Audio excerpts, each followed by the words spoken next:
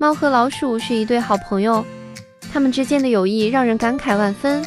猫先生是一只高傲的王子，而老鼠小姐则是一个善良的小姑娘。虽然他们的社会地位截然不同，但他们却能在生活中相互扶持，共同成长。猫先生喜欢在阳光明媚的下午，窝在老鼠小姐的腿上看着窗外的风景，而老鼠小姐则喜欢在夜晚偷偷溜进猫先生的怀里，与他分享他的小秘密。在他们的眼中，彼此都是独一无二的挚友。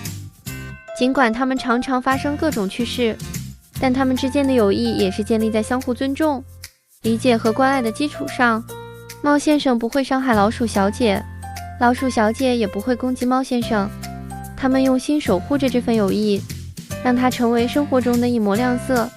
猫和老鼠的友谊告诉我们，无论身处何种环境，只要我们心怀善意，就能够找到属于自己的朋友。